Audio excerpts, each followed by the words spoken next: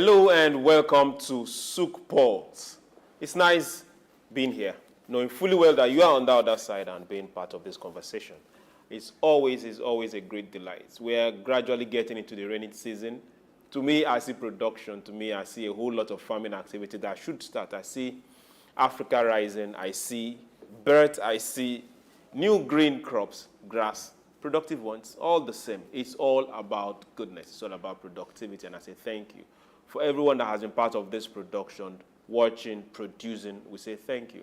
And for everyone that has taken key, called, reached out, or pushed our comments, pushed our narrative across, we also say thank you. And for every African country that is standing up and getting counted, being part of this race, we also say thank you. It's SOUQ PULSE. My name is Chuks, John Rogers Chuks. By now, you know what we are all about. To say, do not keep quiet. Keep the conversation going. Good, bad, keep it going. We're going to dive straight into what we have for today. And I am still blessed, and I am still privileged. I am still that same person that say with all my heart, like they say it in Nigeria, with my full chest. We still have Dr. Idahosa in our midst. Sir, you're welcome. Just good evening. Yes, today I needed to introduce you first before we say what we're talking about. You know, when you were just talking about production, something was just ringing in my head, and this rainy season of production. Please tell Africa we don't want to produce more children. We want more food and more wealth, and I think that will be a better thing to produce than producing children in this very trying and terrible time for Africa. Okay, this, like he said this is rainy season, and for those that are busy trying to tell us weather for two, there is nothing called weather for two. It's called weather for production. So get busy, get creative, get productive. Along the line, if the kids come, to God be the glory, but make sure that there are enough things on ground to take care of you, the kids, and future generations that are coming. Today on SOUQ PULSE, I needed to introduce him first before I drop what we're talking about, so that he wouldn't get to change his mind along the line. So, sir, you're welcome to SOUQ PULSE. Oh, my pleasure to be here, Chuks. Yes, it's nice. Yeah, today we are looking at that same weather, but now let's bring it back. We are looking at population, the population of Africa, African countries. We're looking at land mass. How big is your state, your local government, your country? And now we are bringing it and looking at versus productivity. And we are asking this direct question. Why are we having a negative correlation when it comes to size of the people, number of people in local government, in states, in countries, and the amount of land mass in these different countries, in these different states, and productivity? And when we say this, people just think about agri. It's not all about agri. There are different levels of productivity, different levels of manufacturing. Why are we having a larger population, larger land mass, and low productivity, dwindling productivity? Why? These are things we are going to look at today, and we are asking ourselves, why this negative correlation? Before we go, let me just read out this.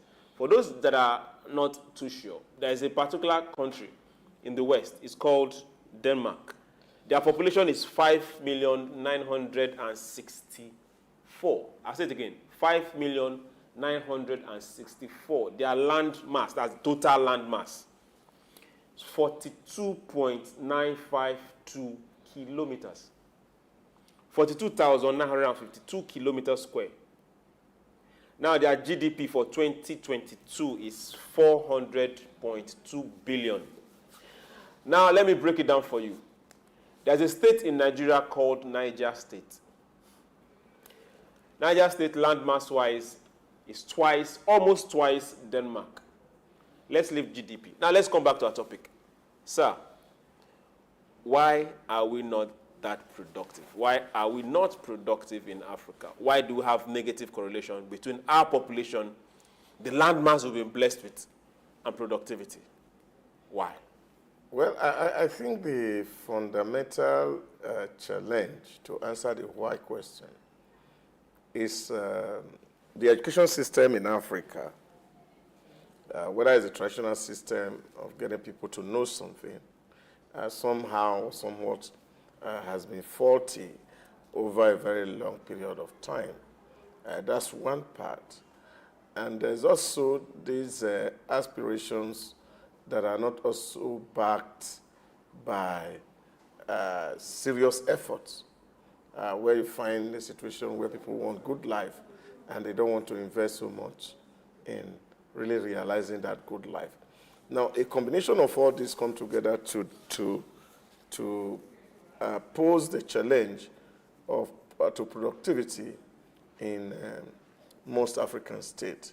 Now, when you look at education side of it, you are seeing that people have not been really trained, so much so that we don't even know how to create wealth or where wealth lies. So it's that financial literacy that's also missing hugely in Africa. So we don't know how to get people to begin to create wealth and sustain such wealth creation. So for me, is that mixture. We also have the problem about parenting, which also is for me a fundamental issue. I was speaking somewhere on Saturday, and I was telling them one of the big challenges when you talk about the empowerment of women, for example, is the problem that most women have been conditioned, maybe by stereotype, to believe that a man must have to take care of them. And that kind of socialization has a very huge implication for productivity. And you also see parents today who feels that, oh, I don't want my children to suffer. And because they think that work is suffering, and this is also fundamentally wrong. And so we feel that there's a way we can educate our children to a point that they will not need to work, and they will have things working for them. So these are the kind of misconception that we see in our environment that's actually responsible for this lack of productivity, as it were. Okay. If this were to be a debate, I think we'll just ring the bell and give you the prize. But as it stands right now, we still need to hear from every other person. Now, you've talked about education, you've talked about people wanting the good life and not willing to invest in it. You've talked about financial literacy, you've talked about parenting, you've talked about a segment having that notion that women are not supposed to work. Okay. Now, all these are we going to call them ills in the society? Okay. Now, some part of people outside Africa too also have this kind of mindset, but I don't think they are in the majority. Now, let's start bringing this back home. Let's start with Nigeria. We'd like using Nigeria as an excuse. As an example, not just an excuse. Now, Nigeria state gets FAC allocation every month. Yeah. It doesn't matter the state, it doesn't matter how big you are, it doesn't matter how much you are contributing to the center, whether you are or you're not.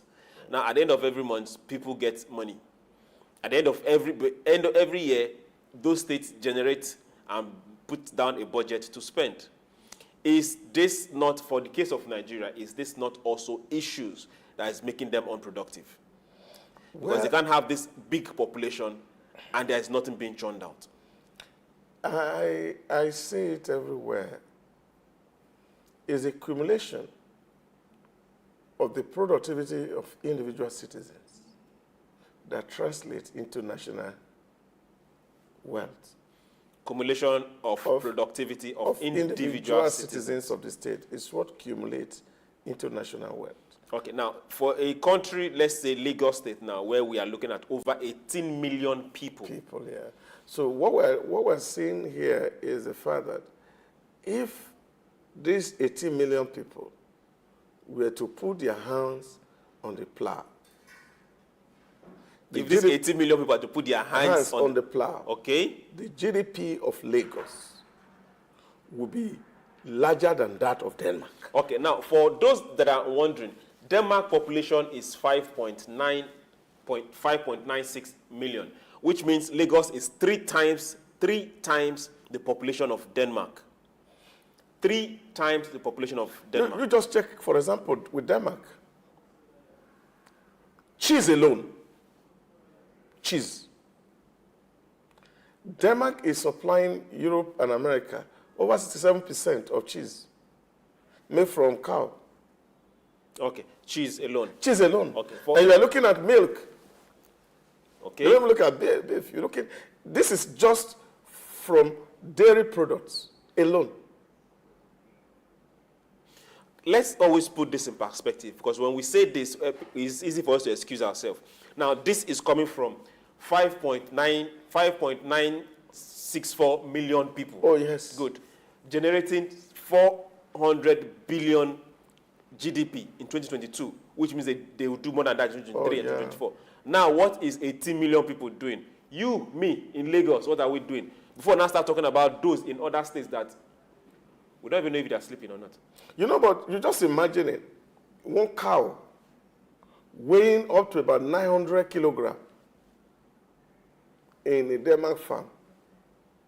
And you can see the quantum of milk that is generated, that they are selling across Europe and across the Americans.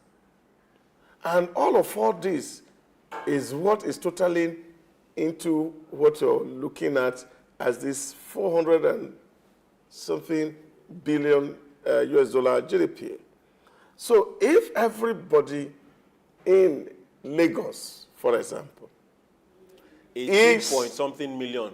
Yes. No, now that's conservative, because the last population census that Lagos did in 2006, they actually said that the population of Lagos was 20 million. Okay. Now, we are being conservative. So people say you are counting more. Everybody, 18 point something million. Yeah, that's what it is, because we are not productive. Now, you go around Lagos today, and what are you going to see? You see a whole lot of people, an army of young people. Some are begging. Army of young people, army of people. Let's not excuse anybody. Yeah, but it's not about excusing anybody, because if you look at our population today, if you take the data from Nigerian Bureau of Statistics, the average population in Nigeria is 17.5 years old.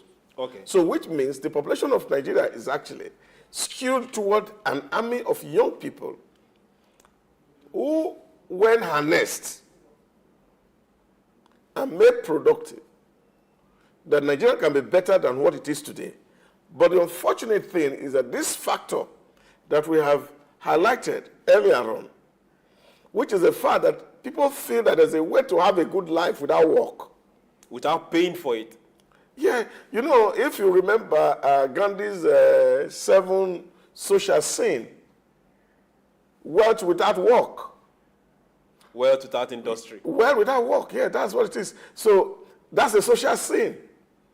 So when you look at it, you see this is the real fundamental thing that is affecting us. Now, people are saying, oh, there's no work, there's no work, there's no work. But whereas there is so much work everywhere, but the ability of people to be able to actually see what this work is. You know, I was saying to somebody yesterday when we were talking about issues of high cost of things around in the nation. And I said the real reason why we are feeling it hard is because a whole lot of people are not productive. Because if majority of the people are productive, what it means is that if I am buying electricity at 225 naira, that 225 naira is an input into what I'm producing. So I increase the price to reflect the tariff rate. And the person that I'm also going to take another factor from increases his price. So on the whole, everybody benefits, and we reach a new level of equilibrium. But because a whole lot of people are not productive, and we're investing in areas where there's no productivity, which of course is what state government has turned palliative to, which for me is the greatest tool for laziness, we see that there's this imbalance between the rising costs and the ability for people to survive. So if you want to deal with the issue, we have to get every hand on deck working. And there is so much we can do. Like you said, not just farm alone. Lagos is very dirty. We need a whole lot of people who will operate in that sector. Who will get creative and get something done. To take and convert waste to wealth. Get the place clean first before you now start converting it. No. Because in the process of cleaning, you're actually gathering wealth. Because whatever is clean from the city can be converted to something that people can pay for. This is what I'm saying. Okay. Now let's look at it from this other angle. Now we have this same Lagos that is over 18 million people. You say 20 point something million people, with an internally generated revenue IGR of 1.011. That was our same year, 2022. Now, for 18 million plus. Now we will say that is poor, because we have less people actively engaged in production. Now, let's also look at some other states. We have states like Kebbi with an internally generated revenue of 10.1 billion and a population of well over 3 million people. At what point in time should we start looking at ourselves and ask ourselves some direct questions? Is something wrong with us? Why are we blessed with all this population? Why are we blessed with all this land? What are we doing with it? What can we show for it? Well, I think a lot is wrong with us, and there's no doubt about that God has blessed you with so much, where you talk about it from nature, weather, you're talking about from land, you're talking about from water resources, you're talking about from mineral that is in the soil. So God has given us a whole lot. Now, all these things are lying in potential. And until these things are converted actively, like Newton says, everything is perpetually in a state of rest or a state of motion until a force is applied. Force of inertia. Yeah. So if there's no force that's applied, they keep rolling remain. On this issue, what force needs to be applied? Yeah. Now, what force that we need to apply is to first and foremost educate Nigerians. Let me speak about Nigerians. Education will take time. No, it doesn't take time. I'm not talking about in terms of going to school to go and spend 5 years or 6 years and graduate. That's not the point I'm making. I'm talking about the sensitization. Okay. That wealth comes with hard work. And that this is not provided by government. It's not the responsibility of government. It's not the responsibility of government to provide wealth. To put food on your table. No. So that's your own responsibility. So what we do and what government is doing really, and that's the function of government, is to regulate economic activities within states. So the idea of governance for us in Africa is what is problematic. That people think that it is the function of government to make provisions for people. No, that's not government's function. What government does is provide basic amenities to create an enabling environment for businesses to thrive. And that comes in the form of laws that regulate practices, and sometimes you also see them in the form of social interventions. Maybe infrastructure. In building schools. Now, it is the productivity of the individual that puts resource in the hand of government to provide basic infrastructure. The productivity of individuals, yeah. Puts money in the hands of government to build world-class infrastructure. So if we are not productive, we can't get money to give to government in form of tax, in form of tariffs, then government will not have money to give you infrastructure. Okay. Now, for this particular case, now let's start from here. Who are we going to hold responsible? Are we holding me responsible? Are we holding the guy we elected from my local government? Are we holding the one we sent to the state? Or are we holding the president? As it is right now, my state is not productive. Your state is not productive. with this population, with this landmass, who are we holding responsible now? We are responsible for our predicaments. Who is we? Me and you. The last I checked, I was not in the picture. I was not in the picture. It's me and you that's responsible for this. And if me and you do things right, we will be able. You know, somebody once told me a story, and he said, you see, you get to Japan, you see, people worship employment as their God because it is what serve or put food in their table. Now, when you look at our approach to work here, I was talking with somebody the other day, and he said, oh, you see, there are a whole lot of ministries that are out there, and people come at the end of the month, they collect salary, and they disappear. Because there's no work involved.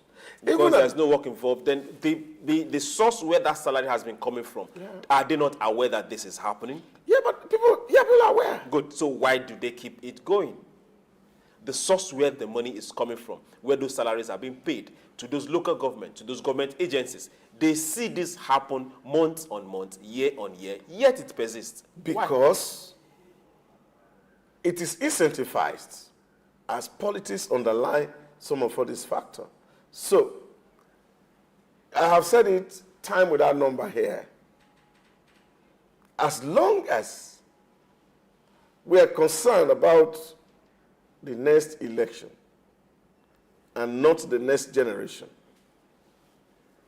that force, that inertia we're talking about, cannot propel or stop this, our downward trajectory. Okay. To the place of slavery or destruction, if I want to put it that way. Okay. Now let's go down to, now we've looked at our population. Well, let's look at the land mass.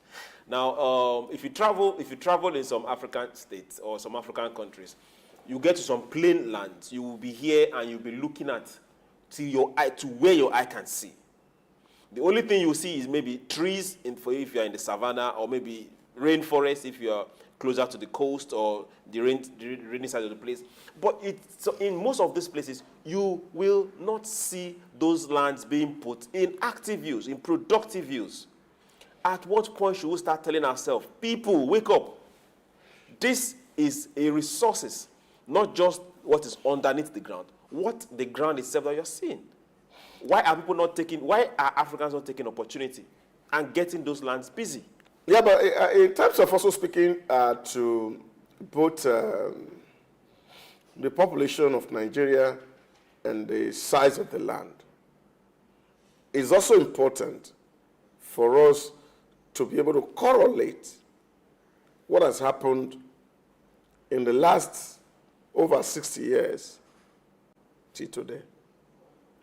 Take, for example, by comparison, the population of United Kingdom at the point they were giving us independence was about 55 million people.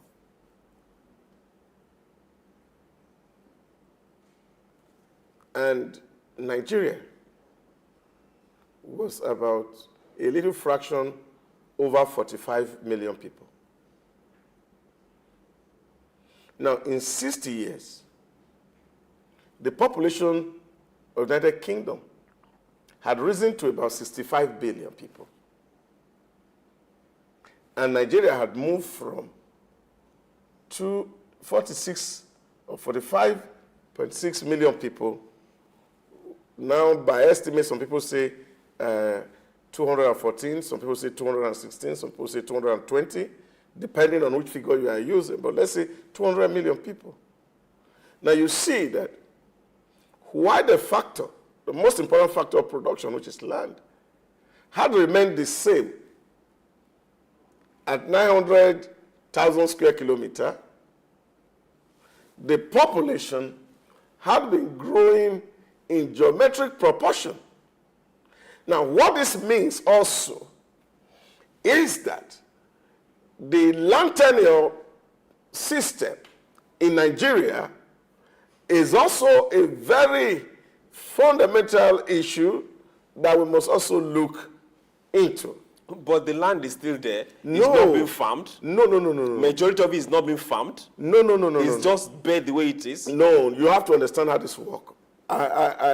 Which exactly? Yes, the example work. You see, Okay. there are few states that has the example of land. From where I come from, if you go to my village now, most of my if we were to go home now to say I want to go and farm, I can't find a farmland, and that is because. What about the neighboring community? Yes, of course, people are also in the neighboring community. That's what I'm talking about. They will have somebody. So somewhere take for to- example, to in my loan. state that is a door that is landlocked. Okay. Really getting access to land is difficult. And that is because Is this like an issue or an excuse? it's an issue. But what about those lands that have not been farmed? That is the point I'm going to tell you. Some state actors actually assigned some of those empty land that you are seeing to some individual who had been given right over that land for a period of 99 years, and with documents. Okay. Now let's leave your state and move to where we have the population, where we have the land. Population on paper. Now, if you travel from Niger State happens to be one of the biggest states in Nigeria. About 79,000 square kilometers. Now, if you travel from Niger State all the way to Kaduna, to Kebbi, to Gombe, down to Taraba, down to the east, you will see lands that are bigger than countries. No farm activity happening there. Are they also having the same issue? Yeah, but that is what we need to check out. Okay. Now, before we check this out, we'll go on a break. When we return, SOUQ PULSE will be right back. And hey, we'll go higher than where we started. Don't go anywhere. Balewa Square, TBS. Tafawa Balewa Square was initially used as a horsing ground called Lagos Race Course. The edifice was constructed by General Yakubu Gowon in 1972 and named after Nigeria's first Prime Minister, Sir Tafawa Balewa.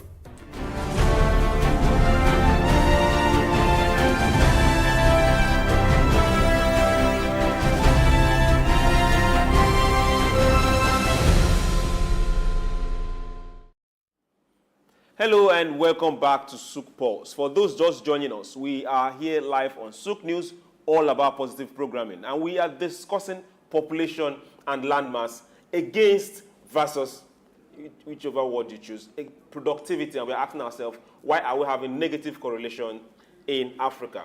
We have Dr. Idahosa in the studio, and he's been giving us great insight on this. We've been going this way, going that way, a little bit in the middle too. But hey, we're talking about landmass. We're looking up north. And they have the population on paper, and they also have the land size. Now we're asking, apart from it's not just agriculture, there are other productive endeavors. Why are Nigerians not getting into them? The number of people are there, the land is there. So no matter what we are signing or who we are moving the land to, or 90 years or whatever, this is there. Okay, people will say security, okay. What is the reason? Because if we are looking for an excuse, the excuse is always going to be there. What is stopping us from getting productive with these numbers, with the landmass?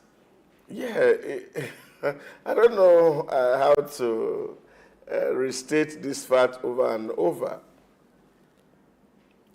For people to be productive, there's a correlation between the level of education and productivity. Okay, if we say level of education and productivity, growing up, I lived amongst elderly people. And now a lot of them were not, if we say formal education, but they were very productive, very, very productive, and they were doing very well. A lot of them were very elderly people who had very large farms. And they had both the young people from other communities coming to work in those farms. And they made sure their children also worked in those farms. Now I don't know what it looks like. What and why are we losing this kind of culture? Because at that particular point in time, food was not the problem. You see, because our educational system was not documented or written with chalk on the board, doesn't mean that we had no education. My father taught me how to farm, how to plant a yam, how to position seedlings on the ground so that you will be able to direct the stock when it grows out. He taught me how to build a farmhouse. All these were practical, driven lessons, just as Joseph taught Jesus how to nail wood. My father taught me how to farm. That is education. Okay, I agree. Now, Have you passed it across to... this is the issue. So have I passed it across to my children? That's really fundamental. I don't think they even know what farmers sit here means. So that's why I said to you earlier that the fact that we were thinking that by sending our children to the white man's school was a free ticket to good life is the biggest scam that African has experienced. Okay, now let's move away from this biggest scam. Our time is running so fast. Who should be driving this change? I think it should happen at different levels. In Europe, it was the Christian church that drove it. And that's what Max Weber chronicled as what he called the Protestant ethics, which were the values that the church, basically in Germany, Geneva, England, were propagating, was the value of work. That by working, we were joining with God in his creative activity and endeavor. And that dignity comes with work. So these values were being propagated by the church. And they were very, very hard in terms of his teaching that if a man will not work, and that man should not eat, and if he eats, then he's a thief. And if he's a thief, he will not go to heaven. Now, people were struggling to get to heaven. And therefore, there was a craze and drive for work. And that was why when Max Weber, in that his thesis, compared the Roman Catholic culture and the Protestant culture, he saw that it was this ethic that men like Zwingli, men like John Calvin were preaching in Europe was the greatest driver of the Industrial Revolution. So you see, in that place, this was a civil society organization. Now, when you look at the way we are doing today in our environment, you see huge religious leaders,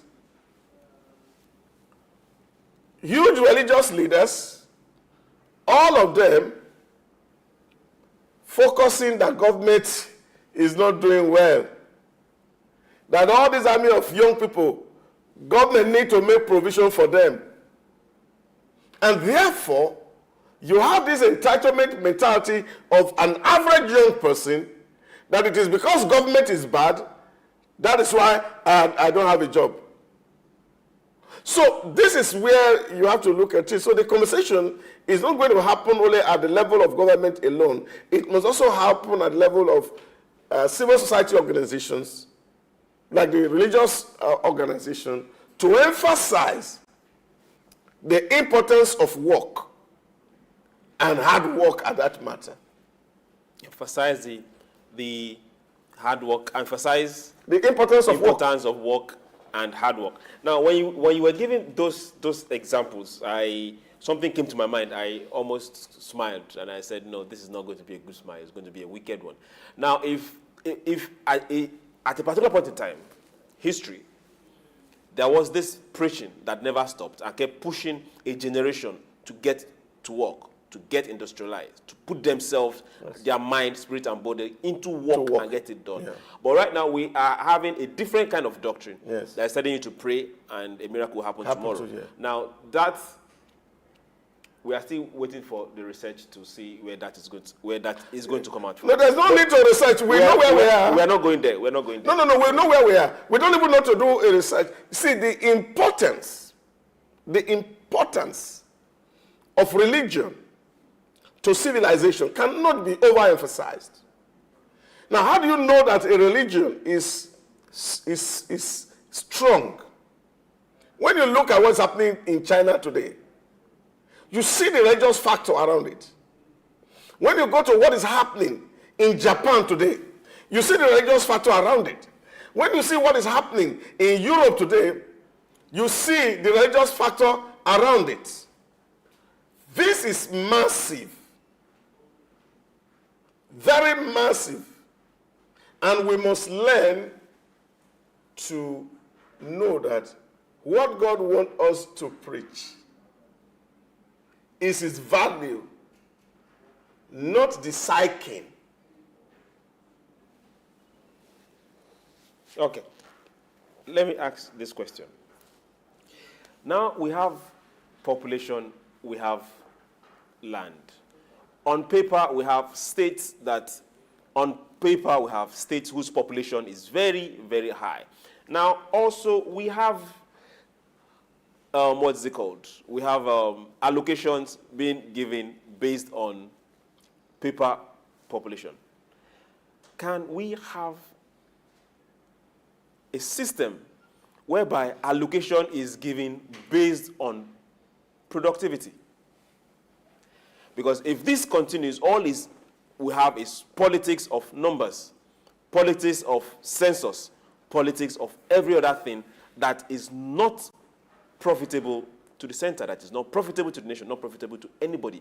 Can we start saying, if your state is not producing, your allocation cannot be high? Allocation based on internally generated revenue. Yeah, I think it is the mistake of those who design our curriculum that's actually the biggest challenge we face. And our craze for paper qualification has not also helped matter. And that's why you are hearing all manners of conversation. And people say, oh, your president is not a graduate.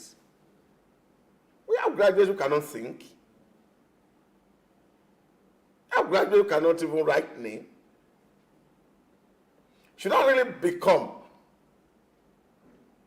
the critical requirement for getting something done. I have a friend in UAE, and he was saying he was looking for a job all throughout his job. Nobody ever asked him which university you graduated from or what class of degree that you hold. You come to the place and say, which job did you apply for? You say, oh, you apply for ICT networking. And then they give you a system and say, go and network. So you do the job, and then they see that they can do it, and then they can start to negotiate, and at documentation, they ask you to bring in your certificate. But it's not the principal criteria for determining whether you are going to get a job. What is going to deliver the job to you is the fact that you have a hands-on experience. So what did you study in school? Accounting. What we need somebody who is going to be a management accountant for our company. That's what you're applying for. Nobody is asking whether I have a PhD in accounts or accounting. And then you go ahead and demonstrate to us how management accounting work. And that will be the ultimate determiner whether you get a job or not. So this is where the emphasis need to go back to. which is the apprenticeship culture of Africa. So we learn under somebody, and we are not released until we are certified to have known the job. Now, if our education system is not designed in that way, then we have a lot of problems. Because the way the education system is running today is your ability to cram and memorize the notes that is given to you, and then regurgitate it at exams that determine whether you have a first class or a second class. And therefore, you may have a first class, and when that particular course you studied and you had a first class in, and we are going to have interaction on it, you may have really little or no idea. You could state the Newton law, but putting it to work become difficult. So this is where we need to make education functional, and that is the only way we can drive productivity. Take, for example, a lot of people get into the School of Agric in Nigeria, not by design that they want to become a player in the value chain of agriculture, but maybe because fate had not given them a space in the regular university because of a cutoff point and the rest of them. And then they find themselves in the School of Agric. And then they graduate from the School of Agric, and with their certificate, they are looking for a job in the banks. There's no agriculture in them. Now, let's also go to some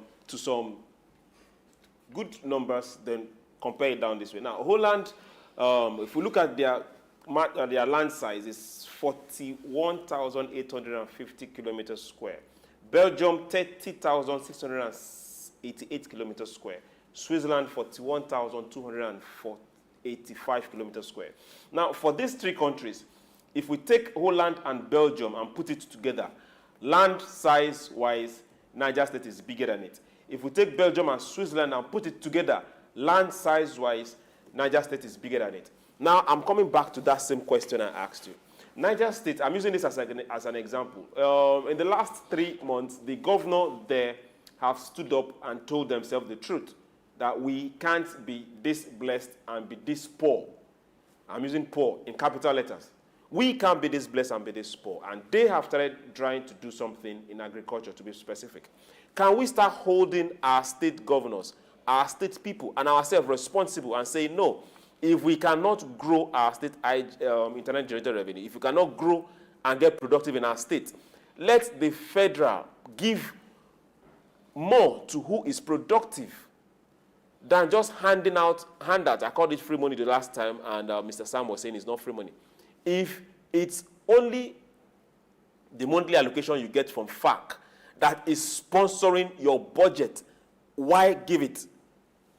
Which means you're not doing anything in the state. Well, I heard a story from someone some years ago who told me when his father became a UBEC chairman in one of the states, and he said, some people gathered to ask him and said, what are you going to do to pull the state out of that tag of educational disadvantaged state? And I said, well, in the first place, in the first 1 year, he will ensure that every child that is of school age is going to be in school.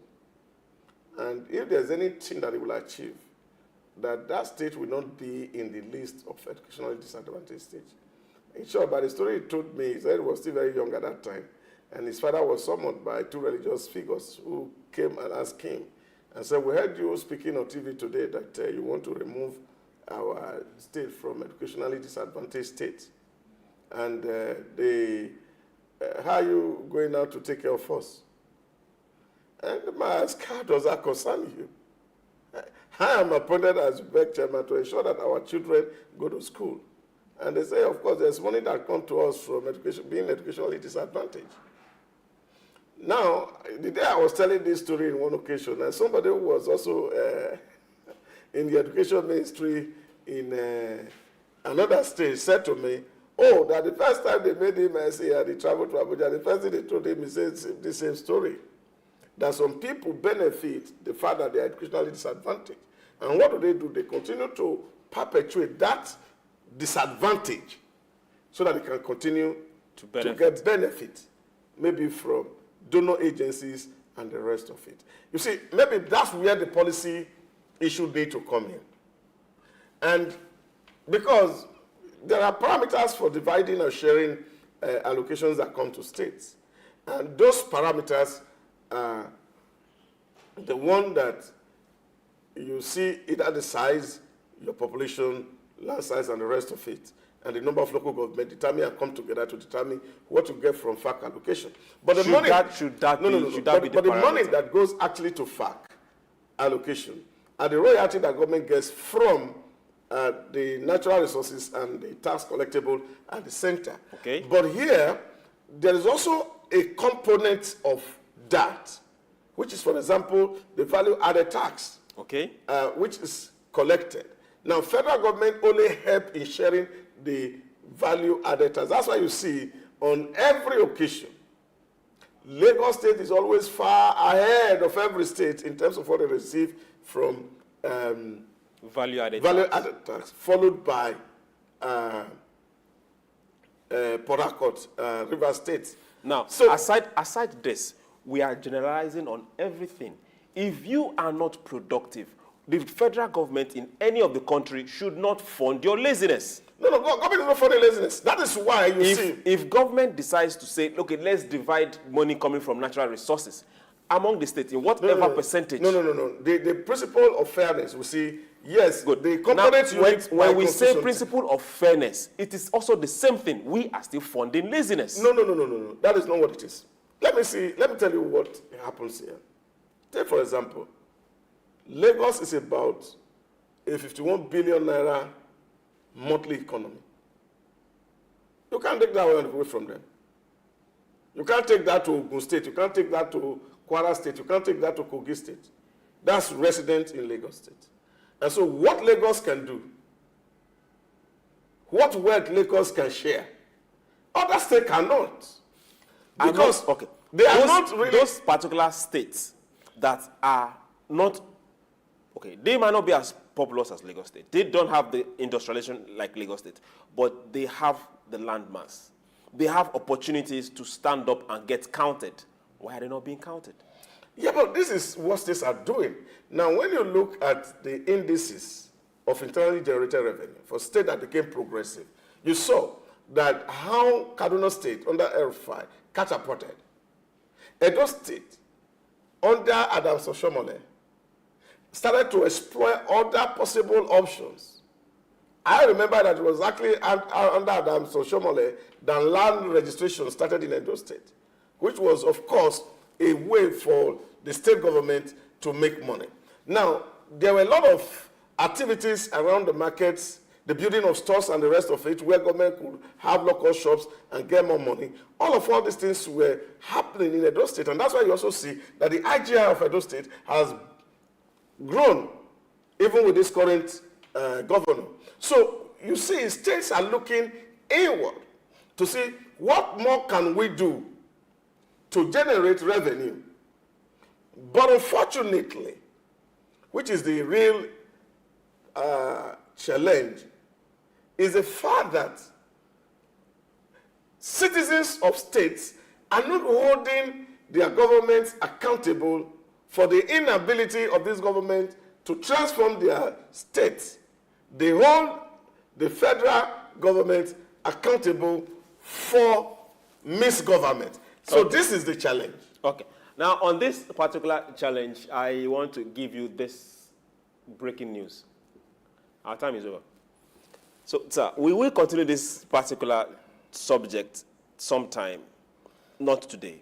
And please, we want this same energy when we start that. I want to say thank you very much for being on SOUQ PULSE today. I'm always grateful. Thank you very much, sir. My pleasure to be here, Now, sir. to everyone that was part of this show today, to the crew, to everyone, I say thank you. To those that tuned in and part, I say thank you. Now, remember this. We are all about productivity. We say Africa needs to rise. We say, hey, no matter where you are, you should be able to put food on the table, save in the bank, get productive, employ somebody. Then together we can count. We can't do it from a place of rest. Let nobody deceive you. Miracle are the works of your hand that God will bless. So let no one deceive you. And for everyone that keeps looking forward to leaving the shores of Africa, that is not an issue. But wherever you are, still get productive. Never stop talking. Hold your leaders accountable, just like the doctor said. And remember, as you hold them accountable, also hold yourself accountable. SOUQ Pulse will be back tomorrow. We'll say thank you. My name is Chuks, John Rogers Chuks. Bye.